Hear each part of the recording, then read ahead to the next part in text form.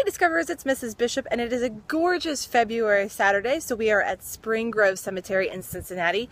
This cemetery is one of the largest cemeteries in the country and was actually started after a cholera epidemic in, I believe, the 1800s when they stopped having enough room to bury people downtown. So I'm going to show you some interesting parts of the cemetery and hopefully you enjoy them.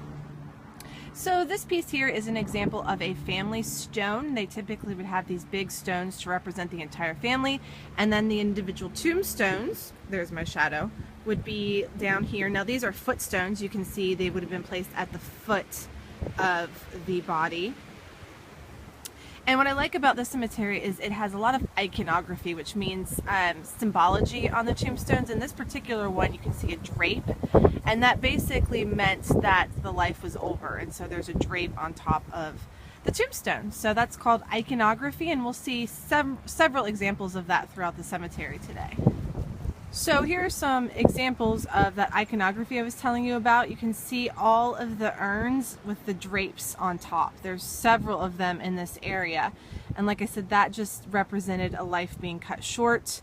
The urn had the drape on top of it, and that was the symbology there. So here's another example of the iconography. You can see the mourning woman, and she has a cross, which is the religious symbol, and then some flowers, and that also means that's a symbol for death and mourning.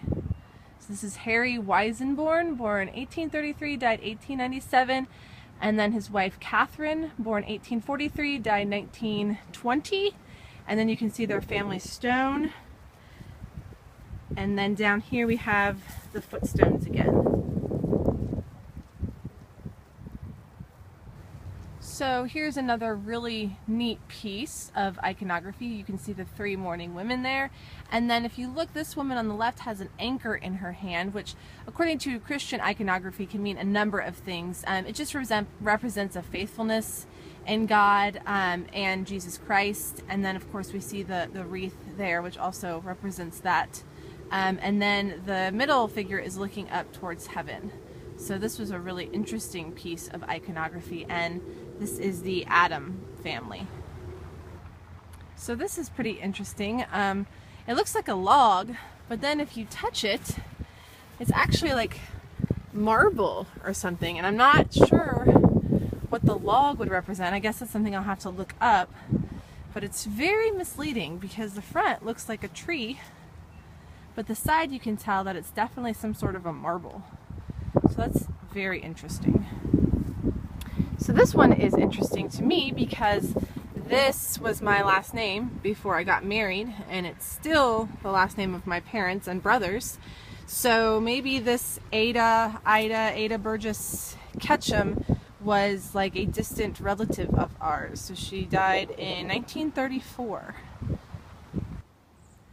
Not only is this a really cool representation of iconography, it is also a palindrome. So I will give a prize to anyone on Monday who can come to me first and tell me exactly what is a palindrome and why this last name is a palindrome.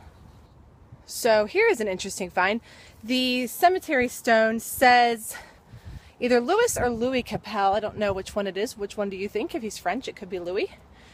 But then we have a stone bust of him, what I believe to be a representation of him. So there's Louis. So I guess this is what he looked like when he was alive. Pretty cool, huh? So if you're wondering why I'm out of breath, it's because this whole entire cemetery, if you can see behind me, is built on like ginormous hills. So I have to walk up and down the hills to find what I'm looking for. To the point where a lot of these people, if they're buried on these hills, they'd actually be like standing up instead of laying down. So there's something to think about. So here we have the graves of Elsa and Minnie. So I think these people were Disney fans before Disney was ever even a thing. Oh my goodness, we finally found one with our namesake on it. So here are the bishops. This would be their family stone right here. I'm not sure where their actual stones are. I don't see them. So maybe they don't have the actual stone. Maybe it's just the family stone here. So here we have an example of a tombstone that I prefer, because if you notice, I can't find it. Right there it says the name Emmeline C. fox, but then it tells you down here how old she was when she died, and that's really nice for me because I am not a math person, so taking the date of birth and the date of death and subtracting is really frustrating for me, so I like when they just put it right here on the tombstone. So you can see she was only 21 years old when she passed away. It's pretty young. Sad. There are pine cones falling. You just hit me with a pine cone in the head. How rude. So here's another amazing find. I feel like I'm the Jeff Corwin of cemeteries. Like Jeff Corwin's always like, oh, here's this really cool animal. And I'm like, here, this is a really cool grave. But this is another one of those anchor symbology, iconography things that I was telling you about. And if you look it up on the internet under iconography, there are a lot of reasons why people would choose to put anchors on their tombstones. And this is just another example of it. Pretty cool, pretty ornate, pretty detailed. So here's one of the more sad graves that I've seen today. This is for Duncan Shaw, and it looked like he was 6 years old when he died. So they have this really nice little angel. But what I do like is on the family stone it says, "To live in hearts we leave behind is not to die." So it's just sort of a reminder that even though our bodies may have passed on, our souls can live in the hearts of the people that we love. So I thought that was a really nice little poem to put on your tombstone, your epitaph. So right now I'm on a quest because I know, tree branch duck, that a lot of these families, sometimes you can find victims of epidemics, especially the earlier graves, which is the section that we're currently perusing. And if you see several of the people in the same family that have died the same year, that usually means that there was some sort of epidemic that took several of them out. And we've talked about this in class, but you know, in the 1800s there were not advancements in the medical field like there are today. We didn't have things like penicillin. We didn't have the knowledge we did today. We talked about some of the different methods they used that didn't work, like bleeding people and then putting leeches on their skin, and we now know that that was not an effective way of curing someone. So a lot of these families did die of the same illness around the same time. So that is my quest, to find one of those families, and if I do, I will certainly show you. So I've been walking a long time, and I'm really thirsty, and we're in a cemetery, and I feel like I'm gonna die. And Mr. Bishop is being mean, and he says that if I do die, that he's just gonna bury me here and leave me in the cemetery. And I made him promise that he'd at least get the brush out of the car to brush my hair with. And now he's pelting me with acorns. So yeah, maybe he's the one that's going to be left in the cemetery. But all I know is I need a drink, and I have no idea where our car is. I think we're lost. So the good news is we found the car moments before I died. The bad news is it's on the other side of this hill, so if I don't see you again, you know where to come looking for me. Oh, sweet mercy! There's the car, and inside the car is my giant no, I don't even know what I'm drinking. My giant Diet Coke from McDonald's. I think I'm gonna make it. I don't know if I'm gonna make it. You better not get in the car and drive away. Hey guys, so we are back in the car after finally finding it, and I've had my drink. So we are about to go and see the goats. If you've seen on the news lately, they've added some goats to Spring Grove Cemetery in hopes that they'll be able to eat some of the weeds and stuff that grow around. And so we're gonna go see the goats. So I will show you in just a minute what we find.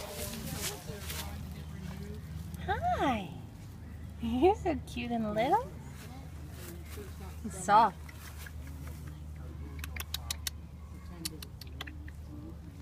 And his friend.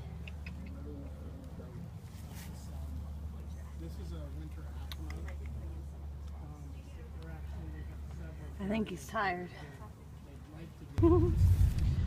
So we're driving around Spring Grove Cemetery looking for the Dexter Mausoleum because I really wanted to show you what that looks like, and we're lost.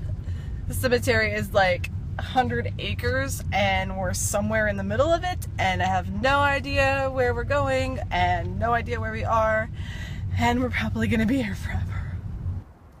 So we finally made it. This is the Dexter Mausoleum. It was designed in 1869 by an English immigrant and whiskey baron, and it has one of the only two architectural flying buttresses in Cincinnati, which makes it part of the historical registry.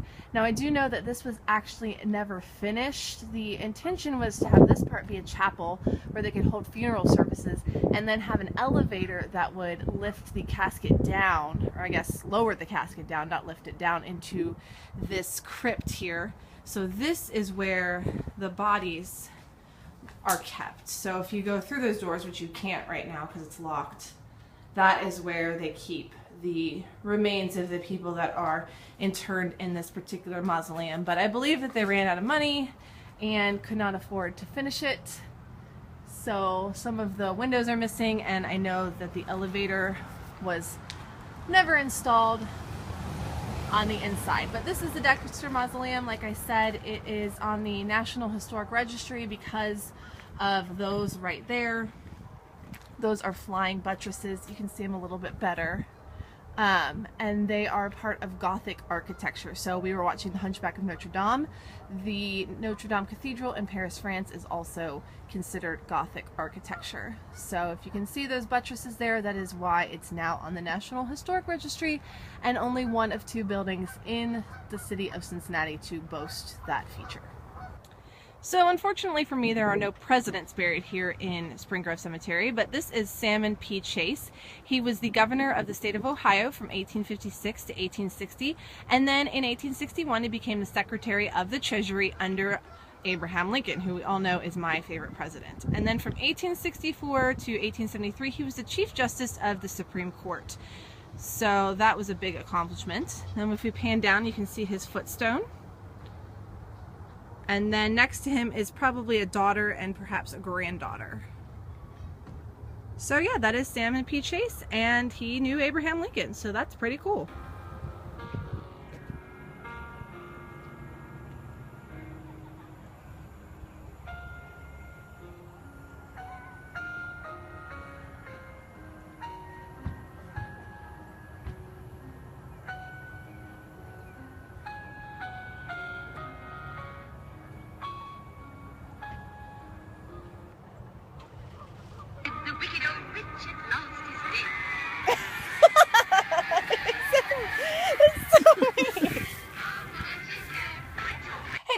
It's Mrs. Bishop, and I am back from my excursion at the cemetery. First, I want to apologize. I know the wind got in the way a couple of times today, but that's what you have to deal with when we're talking about Mother Nature. I hope that you enjoyed the video. I hope you learned a little something, and most importantly, I hope you were not too excited when you thought I was dead. I will see you next time. Have a great day. Hey, it's me again. I signed off and I realized I have not even shown you my shirt. So I wanted to show you the shirt that I'm wearing today. You may have seen it in the video and wondered what that's all about. So on the front, we've got this like old-timey hillbilly guy. And what's more important is the back of the shirt. It says Rabbit Hash 1831. And of course, you guys know that the historical general store in Rabbit Hash just recently caught fire and burned down. And they're trying to get the funds to rebuild it, which I know they will be able to do because it's touched so many people. So if you're interested in donating, they do have a GoFundMe site. You can find it by typing Rabbit Hash General Store into Facebook, and hopefully we can get it rebuilt. But I was so excited to have this shirt. I bought this a couple months ago, the last time we visited the store, and I was really sad to hear that it had burned down. So hopefully they can get up and running soon, and I can show you guys what it looks like. See you later.